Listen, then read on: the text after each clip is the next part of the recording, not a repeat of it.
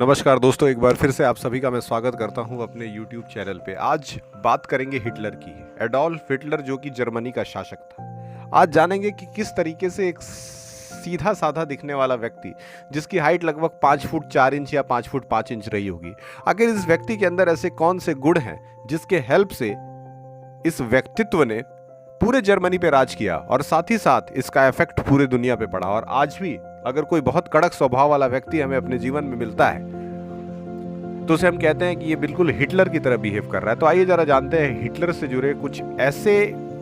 दोस्तों, Greek philosopher Aristotle का कहना था कि किसी भी व्यक्ति को मनाने के 3 तरीके होते हैं, इथोस, पैथोस और लोगोस।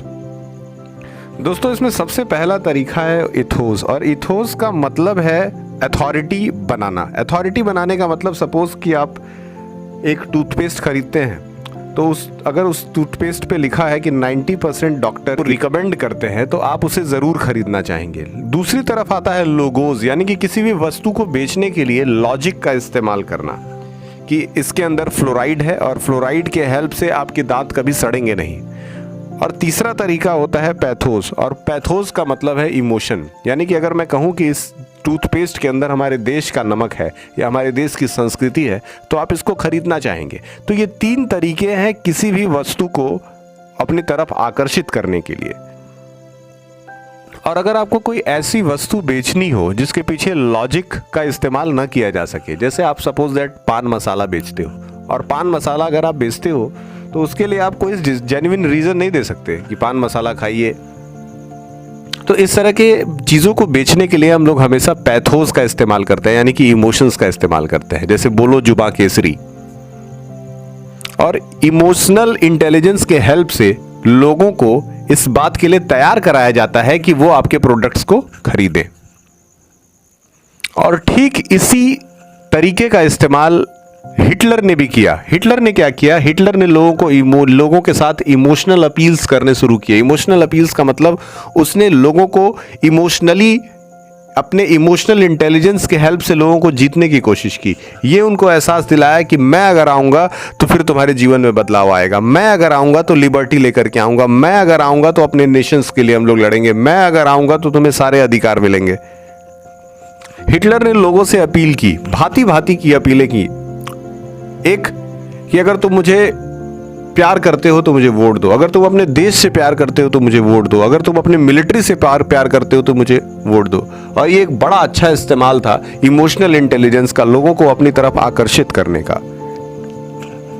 10 मई 1933 को हिटलर ने हजारों किताबें जला दी। अपने समर्थकों से अपील की कि वो हजारों किताबों को जला दें, ऐसी किताबें जो अन जर्मन थी, जिसमें जर्मन की फिलॉसफीज नहीं दिखाई जाती हैं, जिसमें जर्मन के खिलाफ लिखी गई बातें हैं। और इसका एक बहुत बड़ा असर समाज पे पड़ा, क्योंकि किताबें वो माध्यम है जिसके हेल्प से समाज को शिक्षा दी जाती है। और अगर किताबें नहीं रहेंगी तो आगे आने वाली पीढ़ी को कभी भी एक सही ज्ञान नहीं दिया जा सकता है। तो इस बात का फायदा हिटलर ने बखूबी उठाया।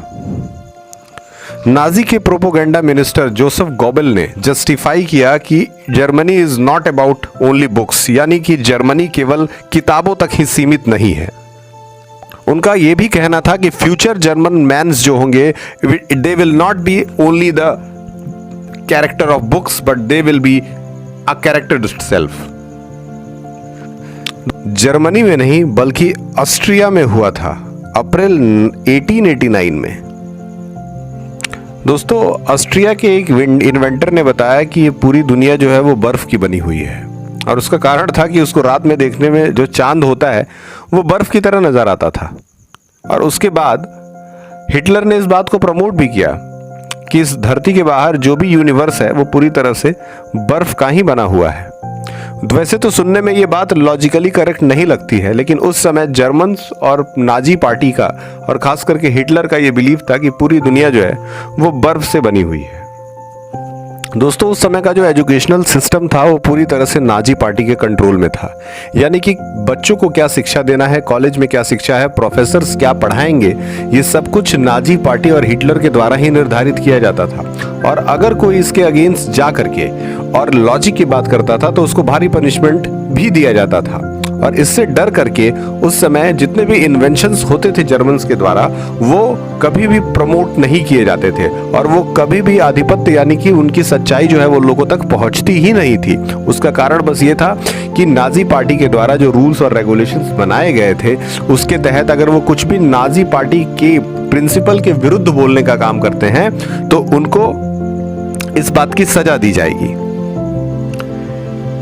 लेकिन एक बहुत फेमस साइंटिस्ट जिनका नाम एल्बर्ट आइंस्टीन है, उन्होंने ये गुस्ताखी की और उन्होंने जर्मन और नाजी पार्टी के खिलाफ बोलना शुरू किया और बाद में उसका रिजल्ट ये हुआ कि वर्ल्ड वॉर के समय आइंस्टीन को जर्मनी छोड़ करके अमेरिका जाना पड़ा और अपने जीवन के अंततः उन्होंने अपने समय अमेरिका में ही बिताया।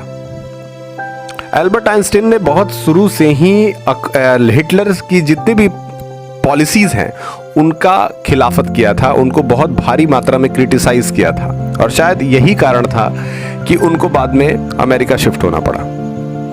यहाँ तक कि उन्होंने अपने जॉब से भी रिजाइन कर दिया। वो पर्शियन एकेडमी ऑफ साइंस जो कि बर्लिन में स्थित है वहाँ पे वो एज अ पेटेंट ऑफिसर काम किया करते थे, लेकिन फिर बाद में उन्होंने जर्मनी का सिटीजनशिप भी छोड़ दिया और एट लास्ट अमेरिका जाने का निर्णय लिया। दोस्तों, हिटलर का एक बहुत प्रमुख और बहुत विशेष तरीका था और वो ये था कि वो लोगों के बीच में डर बना के रखता था। डर कुछ इस तरीके से बनाता था कि वो लोगों को दिखाता था कि वर्ल्ड वॉर 1 में जो जर्मनी की हार हुई है उसके पीछे कारण जो है वो ज्यूज है और ज्यूज ही वो हत्यारे हैं जिन्होंने लाखों जर्मन्स को मारा है। तो इस तरह का प्रोपोगेंडा फैला करके वो लोगों के अंदर डर स्थापित करने की कोशिश करते थे और लोग भी हिटलर की बातों पे भरोसा कर ही लेते थे और उसका कारण ये था कि उस समय सोर्स ऑफ इंफॉर्मेशन की कमी थी। दूसरी तरफ गरीबी और बेरोजगारी इतनी ज़्यादा थी कि हिटलर के अलावा दूसरा कोई चारा ही नहीं था लोगों के पास। अगली स्ट्रेटेजी जो हिटलर की थी वो ये थी कि वो अपने आप को मसीहा की तरह दिखाता था। वो ये कहता था कि मैं ही हूँ जो आपको बचा सकता हूँ, मैं ही हूँ जो आपको प्रोटेक्ट कर सकता हूँ, मैं ही हूँ जो आपकी समस्याओं को समझता हूँ, मैं ही हूँ जो आपकी समस्याओं को दूर कर सकता हूँ। और इस तरीके से वो लोगों के बीच एक भगवान का इमेज लेकर के यानी कि एक मसीहा का इमेज लेकर के अपने आप को साबित करना चाहता था। दोस्तों, 1923 में एक बायोग्राफी लिखी गई हिटलर की और उस बायोग्राफी के अंदर हिटलर की तुलना जीसस क्राइस्ट से की गई थी। उस बायोग्राफी के अंदर ये बताया गया कि जिस प्रकार से जीसस क्राइस्ट तब धरती पे उनका जन्म हुआ जब हर तरफ अत्याचार फैला हुआ था, ठीक उसी तरीके से हिटलर का जन्म भी उस समय हुआ जब जर्मन्स के ऊपर बहुत ज्यादा अत्याचार हो रहे थे। लेकिन दोस्तों, हंसने वाली बात यह है कि बाद में पता चला कि ये बायोग्राफी हिटलर ने खुद ही लिखी थी और अपने आप को वो जीसस क्राइस्ट से खुद ही तुलना कर रहे थे।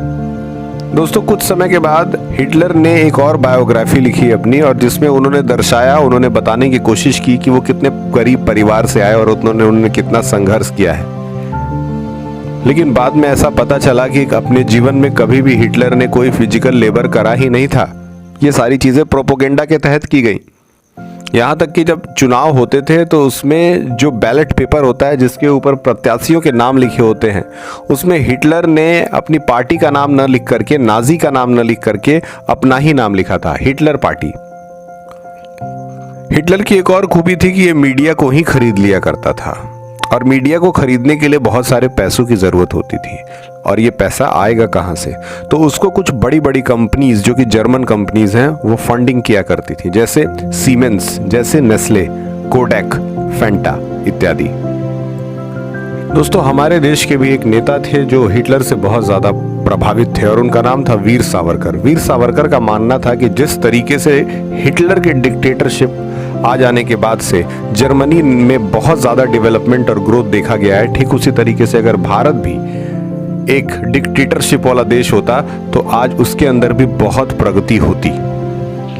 दोस्तों, ये थे कुछ हिटलर से संबंधित ज़रूरी फैक्ट्स और इसी तरीके से मैं आपको और भी ज़्यादा जानकारियाँ देता रहूँगा और आपके सामने अच्छे अच्छे वीडियोज़ लेकर के आता रहूँगा। तब तक के लिए आप सभी को बहुत बहुत धन्यवाद।